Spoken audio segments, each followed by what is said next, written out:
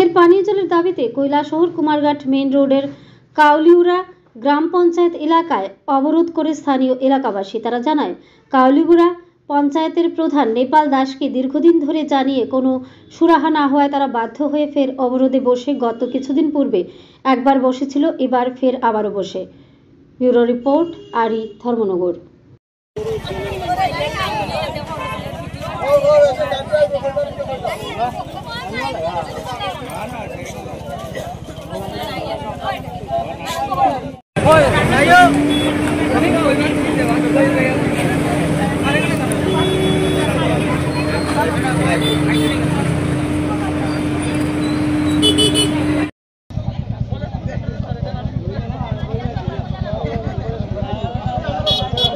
আমরা প্রধানকে বারবার কোয়া হয়েছে জলের জন্য, প্রধান করে রেস্টুরেন্ট দেয় না। আমরা প্রধানের নাম কি? নেপাল দাস। মানে কাউলিগুড়া কত 3 নম্বর ওয়ার্ড? 3 নম্বর ওয়ার্ড। হ্যাঁ, এরপরে ডিএম স্যারের কাছে আমরা লিখিতভাবে দিছি, ব্লকে গিয়ে আমরা লিখিতভাবে দিছি। আমরা এখন অবধি কোনো রেস্টুরেন্ট পাই নাই। আমরা ফুলাফান না জল না খাইয়া মরতেছে। স্নানের জল নাই, খাওয়ার জল নাই, কিছু নাই। আমি আজ দীর্ঘদিন ধরে কদিন ধরে বাজার থেকে জল কিনে না খাইতেছি। তারা কোনো রেস্টুরেন্ট দেয় না, কইলে ওরা তারা উড়াই দিয়ে আসি দিয়ে ওই প্রধানবাবু। আমরা এটা ফাটলবিলা 3 নম্বর ওয়ার্ড। এটা গ্রাম পঞ্চায়েতের নাম কি?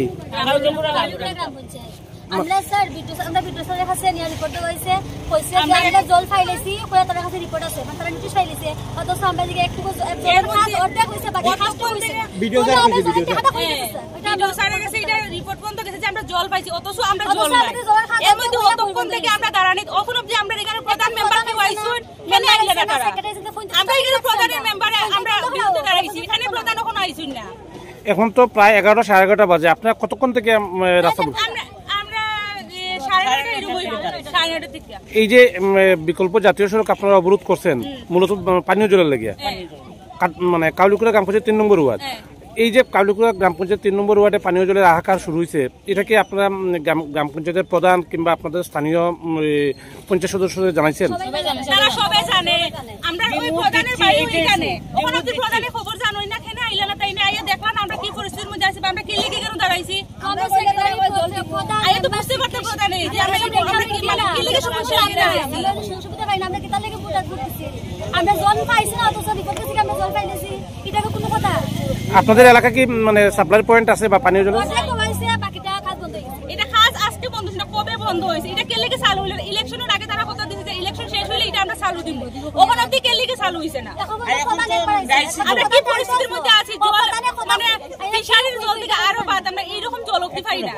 বর্ষার সময় যায়, কিন্তু ওখানে তো সিজনটা ডাই সিজন, এখানে তো জলের কোনো বন্দোবস্ত নেই। আমরা থাকি কি কইরা?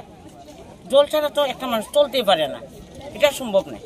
তো আপনারা এই বিষয়টা নিয়ে ধরেন স্থানীয় পঞ্চায়েত সদস্য কিংবা স্থানীয় গ্রাম পঞ্চায়েত প্রধান কিংবা আপনারা কি পানীয় জল স্বাস্থ্য বিধান দপ্তরের আধিকারিকদের জানাইছিলেন এই বিষয়টা?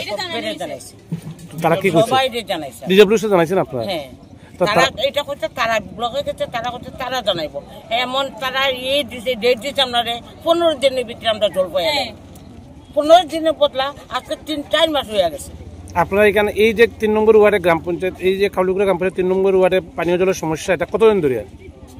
এটা তো প্রতি বছরই হয়, প্রতি বছর হয়, কোনো বছর বাদ নেই। বৃষ্টি দিলে তাইলে মানে প্রতি বছর হয়। আমরা জলের লেগে খুব কষ্টতে আছি প্রতি বছর।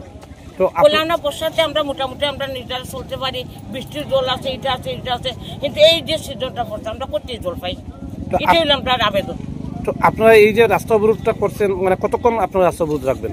আমরা 9:30 থেকে এখন কয়টা বাজে? প্রায় 11টা সাড়ে 11টা বাজে। তো আপনারা কতক্ষণ থাকবেন? আপনারা যতক্ষণ আমরা মানে এটা শুরু হয়েছে না ততক্ষণ আমরা অবশ্যই থাকবো, কারণ আমরা তো নিয়ে করতাম না। আমরা কি রুদ্রের মধ্যে দাঁড়াইছি? এই যে আপনারা 3 নম্বর ওয়ার্ডে পানীয় জলের সমস্যা, এই 3 নম্বর ওয়ার্ডে কতটা ফ্যামিলি আছে? ফ্যামিলি তো কোনো 100 উপরে না, প্রায় 300-350 ফ্যামিলি আছে।